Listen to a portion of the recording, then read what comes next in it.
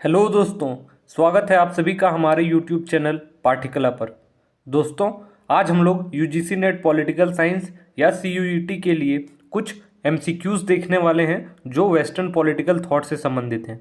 ठीक है, पिछले कुछ लेक्चर्स में हम लोगों ने बहुत सारे एमसीक्यूज के वीडियोस देखा है हम लोगों ने, और कुछ प्रैक्टिस भी किया है। तो वो ऑलरेडी प्लेलिस्ट में अपलोडेड है, तो आप हिंदी में या इंग्लिश में जिसमें भी आप कंफर्टेबल हो वो जाके वीडियो देख सकते हैं। ठीक है, तो आज यह जो कुछ क्वेश्चंस हैं जो वेस्टर्न पॉलिटिकल थॉट से रिलेटेड हैं वो हिंदी और इंग्लिश दोनों में हैं। तो कुछ इजी हैं, कुछ मॉडरेट हैं और कुछ डिफ़िकल्ट क्वेश्चंस हैं। ठीक है, तो तीनों को मैंने इंक्लूड किया है, इसको प्रैक्टिस के रूप में लीजिए। ठीक है, और आइए स्टार्ट करते हैं आज का यह सेशन। देखिए, पहला क्वेश्चन है, who is considered as the father of political science. ठीक है, तो ये बहुत बेसिक सा इजी क्वेश्चन है ना, लेकिन फिर भी हमें जानना चाहिए। तो क्या हो जाएगा सही जवाब? ऑप्शन नंबर ए, एरिस्टोटल या अरस्तु। ठीक है, राजनीतिक विज्ञान के जनक किसे माना जाता है? एरिस्टोटल। ठीक है, मैंने आंसर भी इसमें नोट कर दिया है ताकि आपको ईजी हो। ठीक है, और ये पीडीएफ भी मैं दे दूंगा आप लोगों को।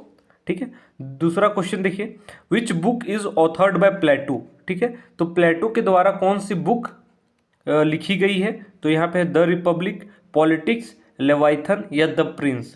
तो इसका सही जवाब क्या हो जाएगा? इसका सही जवाब हो जाएगा option number A, the Republic. ठीक है, बाकी आप लोग देखिए, लेवाइथन आप लोग जानते होंगे हॉब्स के द्वारा लिखा गया है। ठीक है, और द प्रिंस जो है वो मैकियावेली के द्वारा लिखा गया है। ठीक है, तो बुक्स के नाम आपको सारे याद होने चाहिए अलग अलग थिंकर से संबंधित। तो ठीक है, तो इसका सही जवाब ऑप्शन नंबर ए हो जाएगा। अगला जो क्वेश्चन है वो देखिए, यहाँ पे है, the concept of social contract is associated with which thinker. तो सोशल कॉन्ट्रैक्ट का जो अवधारणा है, जो कंसेप्ट है, वो किससे संबंधित है? ठीक है, तो देखिए, सोशल कॉन्ट्रैक्ट का मतलब क्या होता है? सोशल कॉन्ट्रैक्ट मतलब होता है कि आपस में जो समाज के लोग हैं, जो सोसाइटी के लोग हैं, वो लोग आपस में एक तरीके से कॉन्ट्रैक्ट करते हैं। ठीक है, कॉन्ट्रैक्ट करते हैं और उससे फिर क्या करते हैं? स्टेट का निर्माण होता है। ठीक है, और समाज में कहने का मतलब है जो लोग हैं, इंडिविजुअल से जितने भी लोग हैं, इंडिविजुअल टू इंडिविजुअल, सारे लोग आपस में मिल करके एक कॉन्ट्रैक्ट करते हैं और स्टेट का निर्माण करते हैं। ठीक है, और जो लोग हैं वो अपने राइट्स स्टेट को दे देते हैं, तो स्टेट पावरफुल हो जाता है। और स्टेट इन इसके जो इंडिविजुअल है उसके लिए, जो उसकी लाइफ हो गया, ठीक है, प्रॉपर्टी हो गया, इनके राइट्स को प्रोटेक्ट करता है। तो ये पूरा सोशल कॉन्ट्रैक्ट का कंसेप्ट है। तो इस सवाल का जवाब क्या हो जाएगा? Option number D, all of the above. John Locke भी उसी ट्रेडिशन से हैं, सोशल कॉन्ट्रैक्ट से, थॉमस हॉब्स और रूसो। ठीक है, तो इसको याद रखिएगा कि कौन कौन सोशल कॉन्ट्रैक्ट से संबंधित रखते हैं। ठीक है, अगला प्रश्न देखते हैं। देखिए, हु रोट द प्रिंस। तो अभी हम लोगों ने ऊपर देखा द प्रिंस किसके द्वारा लिखा गया है? Niccolo Machiavelli. ठीक है, और ये जानते हैं इसको मिस्टर जीरो कहा जाता था या निहीलियो कहा जाता था? निहीलियो। ठीक है, तो ये आप लोगों को पता होगा, ये इटली में थे और वहीं से उनका संबंध था। ठीक है, अगला क्वेश्चन देखिए, Aristotle's classification of government included. ठीक है, तो एरिस्टोटल का जो क्लासिफिकेशन है गवर्नमेंट से संबंधित, उसमें क्या क्या चीज़ें हैं वो बताना है। देखिए, मोनार्की, एरिस्टोक्रेसी, पॉलिटी या democracy, oligarchy, tyranny, both A and B, या फिर D, none of the above. तो इसका सही जवाब क्या हो जाएगा? Option C, both A and B. ठीक है, तो जैसे एरिस्टोटल ने क्लासिफिकेशन किया था गवर्नमेंट का, ठीक है, आप लोगों को पता होगा किस तरीके से क्लासिफाई किया। एक तो जो लोगों के फेवर में होगा, ठीक है, जो लोगों के फेवर में होगा, ठीक है, और एक जो रूलर के फेवर में होगा। तो इस तरीके से उन्होंने दो कैटेगरी में बांटा था। ठीक है, तो monarchy, aristocracy, polity, democracy, oligarchy और टायरनी। ठीक है, और सबसे बेस्ट उन्होंने किसको बताया था? पॉलिटी को। ठीक है, और सबसे वर्स्ट बताया था डेमोक्रेसी को। ठीक है, तो इसको याद रखिएगा। अगला देखते हैं 6 number question, which philosopher proposed the idea of philosopher king. बताइए, ये तो इजी है, प्लेटो के द्वारा। ठीक है, वो प्लेटो आप लोग जानते होंगे कि जब ट्रीटी ऑफ वेस्टफैलिया हुआ, वेस्टफैलियन बोलते हैं, एक जो युद्ध हुआ था, ठीक है, तो जब युद्ध हुआ था जिसमें एथेंस और स्पार्टा के बीच में लड़ाई हुई थी, ठीक है। वेस्टफेलिया तो नेशन स्टेट से रिलेटेड था, तो वो नहीं, ठीक है। तो इसको याद रखिए कि एक युद्ध हुआ था एथेंस और स्पार्टा के बीच में, ठीक है। तो इसमें से स्पार्टा जीत गया था और प्लेटो एथेंस से बिलोंग करते थे, तो प्लेटो चाहते थे कि एथेंस इस तरीके से परफेक्ट स्टेट बने, एक आइडियल स्टेट बने कि कोई भी देश उसे हरा ना पाए, ठीक है। तो वो आइडियल स्टेट बनाना चाहते थे और उनका ये कहना था कि यदि स्टेट को आइडियल बनाना है, परफेक्ट बनाना है, तो जो फिलोसफर किंग है वही रूल करे, ठीक है। तो उन्होंने एक स्टेटमेंट भी दिया था फेमस कि until the rulers become philosophers, है ना। मतलब कि जब तक कि कोई जो शासक है वो फिलोसफर नहीं बन जाता या कोई फिलोसफर शासक नहीं बन जाता, तब तक वो देश परफेक्ट नहीं बन सकता, वो स्टेट परफेक्ट नहीं बन सकता, ठीक है। तो ये कंसेप्ट उन्होंने दिया था, तो प्लेटो का यह सही जवाब हो जाएगा ऑप्शन नंबर ए, प्लेटो, ठीक है। 7 नंबर देखिए, the term Leviathan is associated with, तो लेवियाथन शब्द किससे संबंधित है, तो ऑप्शन नंबर ए, थॉमस हॉब्स से संबंधित है, ठीक है। लेवियाथन मतलब होता है सी मॉन्स्टर एक तरीके से, ठीक है। इसका मतलब क्या है, सी मॉन्स्टर मतलब एक राक्षस के रूप में जिसके पास असीम शक्तियां हैं, बहुत ज़्यादा शक्तियां हैं, ठीक है। तो ये स्टेट को एक तरीके से सिंबलाइज करता है कि स्टेट के पास बहुत ज़्यादा अधिकार है, बहुत ज़्यादा पावर है। यह कैसे आया पावर, तो लोगों ने, ठीक है, इंडिविजुअल्स ने अपने पावर को किसको दे दिया, स्टेट को, ठीक है। क्योंकि जब स्टेट ऑफ नेचर था, ठीक है, जो मूल स्थिति थी वहाँ पे लोगों के अधिकार जो थे वो सुरक्षित नहीं थे, ना जीवन जीने के ना प्रॉपर्टी के अधिकार सुरक्षित थे। तो लोगों ने वही सोशल कॉन्ट्रैक्ट के माध्यम से स्टेट बनाया और स्टेट को अपने अधिकार दे दिए, ठीक है ना। तो इसीलिए इसने थॉमस हॉब्स ने इस्तेमाल किया है कौन सा वर्ड, लेवियाथन, ठीक है। अगला क्वेश्चन देखते हैं हम लोग, 8 नंबर देखिए, who introduced the concept of separation of power, ठीक है। तो सेपरेशन ऑफ पावर या शक्तियों के विभाजन की अवधारणा किसके द्वारा दी गई, मोंटेस्क्यू के द्वारा, ठीक है। तो इन्हीं के द्वारा यह एक बुक लिखा गया था जिसमें वो सेपरेशन ऑफ पावर के बारे में बात करते हैं, ठीक है। अगला क्वेश्चन देखिए, according two marks history is a history of, ठीक है, इतिहास किसका इतिहास है, तो class struggle, political revolution, religious conflict या कल्चरल एक्सचेंजेस। तो इसका सही जवाब क्या हो जाएगा, ऑप्शन नंबर ए, ठीक है, क्लास स्ट्रगल, ठीक है। मतलब जिस तरीके से जब क्लास में स्ट्रगल होगा तो हिस्ट्री फिर आगे बढ़ेगी, ठीक है। तो इसको याद रखिएगा, मार्क्स ने क्या कहा, हिस्ट्री किसकी हिस्ट्री है, क्लास स्ट्रगल की, वर्ग संघर्ष की, ठीक। अगला क्वेश्चन देखते हैं, देखिए, on liberty was written by, ठीक है, यह बुक जो है वो किसके द्वारा लिखी गई थी, ठीक है, जे.एस. मिल, कार्ल मार्क्स, हीगल, एरिस्टोटल, तो क्या हो जाएगा, जे.एस. मिल, ठीक है, जॉन स्टुअर्ट मिल। तो ये जानते हैं आप लोग, इनको फादर ऑफ लिबर्टी भी कहा जाता है एक तरीके से, है ना, जो स्वतंत्रता के लिए बहुत ज़्यादा एक तरीके से मुखर होके बोलते थे, ठीक है। और इन्होंने ऑन रिप्रेजेंटेटिव गवर्नमेंट भी एक बुक लिखा हुआ है, ऑन रिप्रेजेंटेटिव गवर्नमेंट, ठीक है। तो ये बुक भी उनकी लिखी गई है। तो इस तरीके से आप लोग देख सकते हैं, ठीक है, एक सेकेंड, तो याद रखिए, ठीक है, जे.एस. मिल ऑन लिबर्टी, ठीक है। अगला क्वेश्चन है, विच political thinker is known for the idea of general will, ठीक है। तो जनरल विल या सामान्य इच्छा की अवधारणा किसके द्वारा दी गई थी, तो आप लोग जानते हैं रूसो के द्वारा, ठीक है। यह भी इजी क्वेश्चन में है, ये बहुत फेमस क्वेश्चन है, ठीक है। रूसो जनरल विल का कंसेप्ट उन्होंने दिया, ठीक है।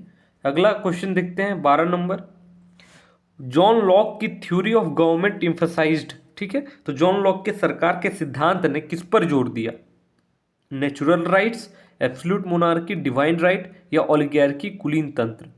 तो बताइए इसका सही जवाब क्या हो जाएगा, ऑप्शन नंबर ए, नेचुरल राइट, ठीक है। तो जॉन लॉक नेचुरल राइट से संबंधित है, इसको याद रखिएगा, ठीक है।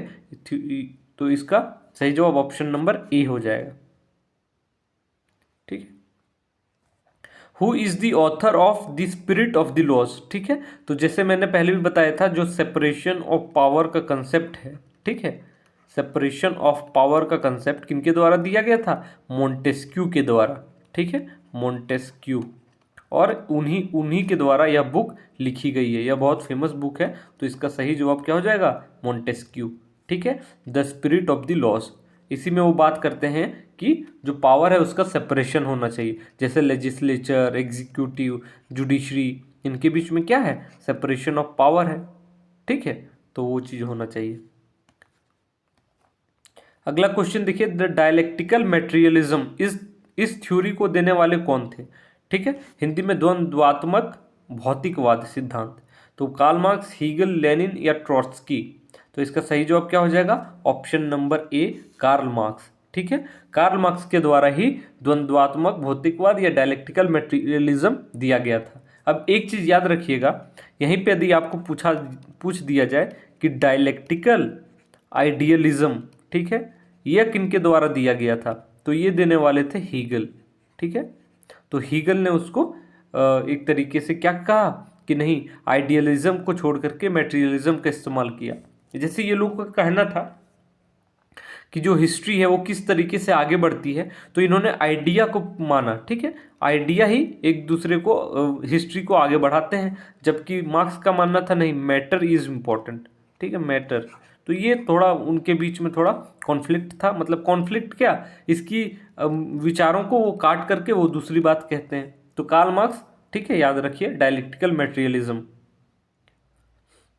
अगला क्वेश्चन देखिए, which thinker introduced the concept of justice as fairness?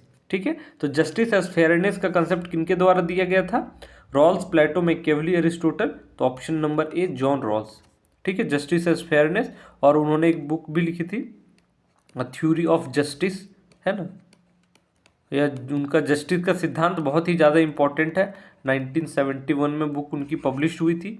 ठीक है, और कुछ चीज़ें और जानते हैं, जैसे उन्होंने व्हील ऑफ इग्नोरेंस का बात किया। ठीक है, कि किस तरीके से जस्टिस के प्रिंसिपल्स बनाए जाने चाहिए। ठीक है, तो उन्होंने व्हील ऑफ इग्नोरेंस या अज्ञानता का पर्दा के बारे में बात कहा, और उन्होंने ये भी कहा कि जब लोगों को पता नहीं होगा कि वो रिच क्लास में पैदा होंगे, ठीक है, या पुअर होंगे, या अपर कास्ट में होंगे, लोअर कास्ट में होंगे, समाज के किस वर्ग में वो पैदा होंगे, किस वर्ग में वो जाएंगे, ठीक है, तो जो भी प्रिंसिपल्स बनाएंगे सोसाइटी के लिए वो जस्ट बनेगा। ठीक है, वरना जो ह्यूमन है वो तो सेल्फिश इन नेचर है। यदि किसी इंसान को आप बोल दो कि आपको कोई नियम बनाने हैं, कोई कानून बनाने हैं, कोई सिद्धांत बनाना है, तो लोग अपने हित को सर्वोपरि मान करके वो कानून या नियम बनाएगा। जैसे एक केक है, इसको डिस्ट्रीब्यूट करना है, ठीक है, तो जो डिस्ट्रीब्यूट करेगा वो तो अपने आप में ज़्यादा हिस्सा रख लेगा, बाकी को कम कम देगा, है ना। लेकिन अब उसे यदि ये नहीं पता हो कि वो केक का हिस्सा जो है उसको कौन सा मिलेगा, ठीक है, उसको सिर्फ बांटना है, तो किस तरीके से बांटेगा? सबको इक्वल भागों में बांटेगा। ठीक है, तो ये कंसेप्ट उनका था कि इंडिविजुअल्स जो हैं उनको व्हील ऑफ इग्नोरेंस, यदि वो कंसेप्ट को फॉलो करते हैं तो जस्टिस अच्छे से सर्व हो पाएगी, जस्ट प्रिंसिपल हो पाएगा। ठीक है, तो ये याद रखिएगा, जस्टिस एज फेयरनेस का कंसेप्ट किसने दिया? जॉन रॉल्स के द्वारा दिया गया। ठीक है, एक सेकेंड, 15 नंबर हो गया था। 16 नंबर देखिए, हु रोट पॉलिटिक्स? ठीक है, तो यह बुक किनके द्वारा लिखी गई थी? तो एरिस्टोटल। ठीक है दोस्तों, यहाँ पे बताना चाहूँगा वेस्टर्न पॉलिटिकल थिंकर्स के कुछ लेक्चर्स मैंने लिए हैं, वहाँ पे कुछ थिंकर्स को कवर किया गया है, तो आप लोग जाके देख सकते हो उनके बुक्स वगैरह। ठीक है, और जो आइडियाज़ हैं, जो कंसेप्ट्स हैं, जो फेमस चीज़ें हैं उनके द्वारा, वो मैंने कवर किया हुआ है। अगला क्वेश्चन देखते हैं, 17 number, which philosopher is known for the harm principal? ये इंपॉर्टेंट क्वेश्चन है। ठीक है, हानि सिद्धांत के लिए कौन सा दार्शनिक जाना जाता है? जे.एस. मिल, ठीक है, कार्ल मार्क्स, हीगल या मैकियावेली? तो बताइए इसका सही जवाब क्या हो जाएगा? Option number A, J S. Mill. ठीक है, वो हार्म प्रिंसिपल के बारे में बात करते हैं। ठीक है, और वो ये भी बताते हैं सेल्फ रिगार्डिंग फंक्शन और अदर रिगार्डिंग फंक्शन के बारे में वो बात करते हैं। ठीक है, खैर अगला क्वेश्चन देखते हैं, the term utopia was coined by Thomas More, Plato, Aristotle या हॉब्स? तो इसका सही जवाब हो जाएगा option number A, utopia. Utopia means होता है, एक तरीके से समझ सकते हैं, काल्पनिक। ठीक है, इमेजिनरी। जैसे कहा जाता है कि जो प्लेटो है वो क्या है? यूटोपियन थिंकर है। ठीक है, इसका मतलब जैसे वो कहते थे ना कि एक आइडियल स्टेट बनाना है तो कैसा होना चाहिए, तो उन्होंने बहुत सारी थ्योरीज दी, जस्टिस की, communism of private property, family, ठीक है, इन सब के बारे में बात किया। और जैसे स्लेवरी के बारे में बोल रहे थे वो कि स्लेवरी नेचुरल है, ठीक है। तो ये बहुत सारी चीज़ें, तो उनको यूटोपियन थिंकर कहा जाता है क्योंकि वो काल्पनिक थे। उनकी जो फिलोसफर किंग थी वो कभी वो एक रूप में नहीं आ पाया, है ना, तो रियलिटी में कोई फिलोसफर किंग नहीं मिल पाया, तो भी उनकी जो आइडिया है वो एक तरीके से काल्पनिक है, तो इसीलिए यूटोपिया। लेकिन याद रखिएगा ये टर्म जो है वो किनके द्वारा दिया गया था, थॉमस मोर के द्वारा। अगला क्वेश्चन है 19 नंबर, देखिए, according to Machiavelli a ruler should be, ठीक है, तो मैकियावेली के अनुसार एक शासक को कैसा होना चाहिए, both loved and feared, only feared, neither loved nor feared. तो इसका सही जवाब ऑप्शन नंबर ए, दोनों, प्रेम और भय, ठीक है। तो मैकियावेली ने कहा था कि वैसा रूलर होना चाहिए जो लोग उससे प्यार भी करें, ठीक है, और उनसे डरे भी, ठीक है। यदि डरेंगे नहीं तो कोई बात वो मनवा नहीं पाएंगे, ठीक है। तो याद रखिएगा दोनों क्वालिटीज होने चाहिए एक रूलर के पास, ठीक है। अगला क्वेश्चन देखिए, हीगल्स डायलेक्टिक इन्वॉल्व्स विच 3 स्टेजेस। तो हीगल के द्वंद्वात्मक प्रक्रिया में कौन सी 3 चरण शामिल हैं, तो उन्होंने कहा है पहले थीसिस, फिर एंटीथीसिस, उसके बाद सिंथेसिस, ठीक है। इसका मतलब क्या है, ये 3 चरण है, ऑप्शन नंबर ए। जैसे कोई आइडिया प्रपोज हुआ, ठीक है, अब उस आइडिया के अगेंस्ट में कुछ और आइडिया आएगा, अब दोनों मिला करके जो पॉजिटिव चीज़ें होंगी वो आगे बढ़ेगी, ठीक है। अब फिर इसके अगेंस्ट में कोई आइडिया आएगा, फिर दोनों में जो अच्छी होंगी वो इस तरीके से वो बढ़ती चली जाएगी, ठीक है। तो यही कहना था। जैसे किसी ने कहा कि डेमोक्रेसी गलत है, ठीक है, उसके अगेंस्ट में कोई बोलेगा कि नहीं डेमोक्रेसी अच्छा है, ठीक है। अब दोनों में कुछ बातें होंगी जो बढ़िया होंगी, कॉमन चीज़ें, ठीक है, तो वो निकाल लिया जाएगा कि डेमोक्रेसी अच्छा भी है बुरा भी है, अब उसके अगेंस्ट में कुछ आएगा। तो इस तरीके से थीसिस, एंटीथीसिस और सिंथेसिस, इस तरीके से विचार आगे बढ़ते रहते हैं, ठीक है, और हिस्ट्री मूव करती रहती है, ठीक है। अगला क्वेश्चन देखते हैं 21, which philosopher is associated with the idea of civic humanism, ठीक है, नागरिक मानववाद की अवधारणा किस विचारक से जुड़ी है, मैकियावेली, एरिस्टोटल, हॉब्स या रूसो। तो इसका सही जवाब क्या होगा बताइए, सिविक ह्यूमैनिज्म या नागरिक मानववाद। तो इसका सही जवाब है ऑप्शन नंबर ए, मैकियावेली, ठीक है। तो याद रखिए इस सवाल का जवाब, ठीक है, यह इंपॉर्टेंट है। अगला सवाल देखिए, who proposed the wheel of ignorance concept. तो हम लोगों ने देखा अज्ञानता का पर्दा देने वाले कौन थे, option number A, John Rawls, जिन्होंने जस्टिस का कंसेप्ट दिया, ठीक है। अगला क्वेश्चन देखते हैं, tabula rasa is associated with, यह बहुत इंपॉर्टेंट है, ठीक है। तो बताइए टेबुला राशा या ताबुला राशा जो भी बोलिए किससे संबंधित है, जॉन लॉक, एरिस्टोटल, हीगल या कार्ल मार्क्स। तो इसका सही जवाब क्या हो जाएगा, option number A, John Locke. Tabula rasa का क्या कहने का मतलब होता है, जैसे जब कोई बच्चा जन्म लेता है, जैसे ताबुला राशा ऐसे समझ सकते हैं एक खाली स्लेट, ठीक है, जो बच्चे पढ़ते हैं वो स्लेट होती है ना, तो खाली स्लेट इसको समझिए कि उन्होंने कहा जॉन लॉक ने कि जब एक बच्चा जन्म लेता है, ठीक है, तो उनमें कुछ ऐसा नहीं होता है कि उनके भेदभाव हो, उनके कुछ अलग आइडिया हो, ठीक है, वो परसीव्ड नोशन जो एक पूर्व अवधारणा होती है वो उसमें कुछ नहीं होता है, ठीक है। तो समाज में जैसे जैसे वो बढ़ेगा, जो देखेगा जो सीखेगा अपने माता पिता से, अपने इन्वायरमेंट से, अपने स्कूल से, तो वैसा वो बच्चा बनता जाएगा, ठीक है। तो जब बच्चा जन्म लेता है वो कैसा रहता है, ताबुला राशा, खाली स्लेट के जैसे, उसमें जिस प्रकार के विचार भरे जाएंगे वैसा ही वो बच्चा बनेगा। तो ये उनका कहने का तात्पर्य था ताबुला राशा से। अगला क्वेश्चन देखिए 24 number, which philosopher wrote the communist manifesto. यह इंपॉर्टेंट है, आप लोग जानते हैं, इसका सही जवाब होगा कार्ल मार्क्स और फ्रेडरिक एंजल्स, इन दोनों ने मिलकर यह बुक लिखी थी, ठीक है। बाकी Karl Marx, Rousseau, Machiavelli, Montesquieu, इनके बारे में भी थोड़ी थोड़ी जानकारी आप लोग रखिए। देखिए अगला क्वेश्चन है, which thinker is associated with the end of history theory, ठीक है। तो फ्रांसिस फुकुयामा, हीगल, मार्क्स या जेएस मिल। तो इसका सही जवाब हो जाएगा option number A, Francis Fukuyama. इन्होंने ही एक बुक लिखी थी, end of history and the last man, इसमें वो कहते हैं, ठीक है, जैसे पहले क्या हो रही थी, सोशलिज्म, ठीक है, एक तरफ सोशलिज्म था और एक तरफ था कैपिटलिज्म, ठीक है। तो इस तरीके से विचारधाराओं के बीच में लड़ाई थी, ठीक है।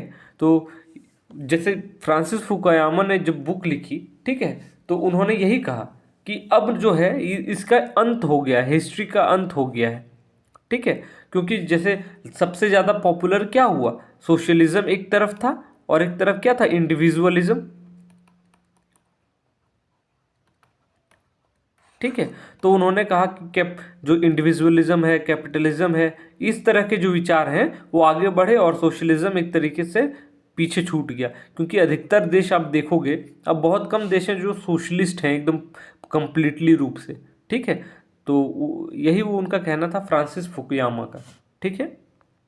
और देखो अब हर कंट्री में डेमोक्रेसी आ गई है ना, तो ये कहना था उनका। अगला question, which philosopher emphasized the idea of will to power, शक्ति की इच्छा की अवधारणा पर किस दार्शनिक ने जोर दिया, Friedrich Nietzsche, Plato, Aristotle, Hobbes. तो इसका सही जवाब क्या होगा, option number A, Friedrich Nietzsche, ठीक है। तो इन्होंने विल टू पावर, शक्ति की इच्छा की अवधारणा दिया है, तो ये इंपॉर्टेंट है, इसको याद कर लीजिए, ठीक है। ये क्वेश्चन इंपॉर्टेंट है। अगला देखिए, who proposed the great chain of being, ठीक है। तो इस कंसेप्ट को देने वाले कौन थे, जिन्होंने महान अस्तित्व श्रृंखला या अवधारणा दी, प्लेटो, एरिस्टोटल, थॉमस एक्विनास या मैकियावेली। तो इसका सही जवाब थॉमस एक्विनास हो जाएगा, ठीक है। जिन्होंने किसकी विचारधारा दी, किसकी कंसेप्ट दिया, ग्रेट चेन ऑफ बीइंग, महान अस्तित्व की श्रृंखला, ठीक है। तो याद रखिए थॉमस एक्विनास। अगला क्वेश्चन है, the ends justify the means, it is a concept attributed to. तो क्या हो जाएगा, एंड जस्टिफाई द मीन्स। तो इसका सही जवाब क्या हो जाएगा, ऑप्शन नंबर ए, मैकियावेली। अब देखो यहाँ पे आप लोग समझ सकते हो कि गांधी जी एक तरफ जो थे, उनका कहना था कि यदि आप मीन्स सही रखोगे, ठीक है, मतलब माध्यम वो यदि सही रखोगे तो आपका जो एंड है, ठीक है, इसका मतलब जो लक्ष्य है, ठीक है, यदि आप जो साधन है वो सही रखोगे तो साध्य अपने आप सही होगा। मतलब आप सही रास्ता चुनोगे तो अंत में वो अच्छा ही होगा, ठीक है। गांधी जी ने ये भी कहा था कि यदि आप बबूल का पेड़ रोपोगे, ठीक है, तो क्या उससे फूल निकलेगा, उससे फल निकलेगा, नहीं निकलेगा, ठीक है। तो वो मीन्स पे ज़्यादा बात करते थे कि मीन्स को अच्छा करना चाहिए, ठीक है, एंड्स अपने आप में अच्छा हो जाएगा। लेकिन मैकियावेली उसके उलट बोलते हैं कि यदि एक बार सपोज कोई भी किंग है, ठीक है, कोई भी रूलर है, ठीक है, यदि वो प्रिंस, जिसके बारे में बोलते प्रिंस उनको उनको कहा गया, ठीक है, तो प्रिंस यदि कोई भी ऐसा डिसीजन लेते हैं जब आप सक्सेस हो जाते हो, ठीक है, तो जो मीन्स है वो अपने आप सही हो जाता है ना। मतलब जैसे हम लोग एग्जाम की कोई तैयारी कर रहे हैं, हम लोग चाहे कोई भी तरीका अपनाएं, ठीक है, यदि हम सफल हो पाए, ठीक है, सक्सेस हो पाए, तो सभी लोग हमारी वाहवाही करेंगे, सभी में हमारी इज्जत करेंगे। लेकिन यदि हम फेल हों तो फिर कोई इज्जत नहीं करेगा। तो उनका यही कहना था कि लक्ष्य पे ज़्यादा ध्यान होना चाहिए, मीन्स अपने आप सही हो जाएगा, ठीक है। अगला क्वेश्चन देखिए, the idea of invisible hand is related to Adam Smith, ठीक है। इन्होंने वेल्थ ऑफ नेशंस एक बुक लिखी थी, ठीक है, wealth of nations Adam Smith के द्वारा लिखा गया, और उन्होंने अदृश्य हाथ की अवधारणा दी। उनका कहना था कि जो स्टेट है वो बहुत ज़्यादा इंटरफेयर ना करे, ठीक है, वो एक तरीके से इनविजिबल हैंड के रूप में काम करे, जहाँ पे ज़रूरत होगा सिर्फ वहीं पे वो आए, हर हर जगह पे वो अपना हस्तक्षेप ना करे, ठीक है।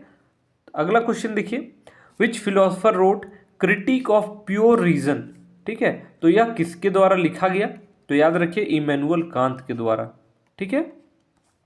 तो दोस्तों इस तरीके से आज हम लोगों ने टोटल 30 प्रश्नों को, 30 क्वेश्चंस को देखा जो वेस्टर्न पॉलिटिकल थॉट से संबंधित थे। इसमें कुछ इजी क्वेश्चंस थे, कुछ मॉडरेट और कुछ डिफिकल्ट क्वेश्चंस थे, ठीक है। तो एक तरीके से आपको रिवीजन हो गया होगा या फिर एक तरीके से प्रैक्टिस कह लीजिए, ठीक है। तो इसी प्रकार से दोस्तों अब हम लोग डेली कुछ ना कुछ वीडियोस के थ्रू एमसीक्यूज या फिर टॉपिक्स, लेसन्स, ठीक है, सेशंस में कंसेप्ट्स को पढ़ने वाले हैं, तो आप हमारे साथ जुड़े रहिए। और आप यदि ये जेपीएससी या कोई और सिविल सर्विसेज की एग्जामिनेशन के प्रिपेयर कर रहे हो तो हम धीरे धीरे स्टार्ट करेंगे अपने चैनल पर, ठीक है। अलग अलग टीचर्स पढ़ाएंगे। तो आई होप कि आपको ये वीडियो अच्छा लगा हो। हमारे चैनल से जुड़े रहें। मिलते हैं अगले वीडियो में। तब तक के लिए आप सभी का बहुत बहुत धन्यवाद। Thank you so much.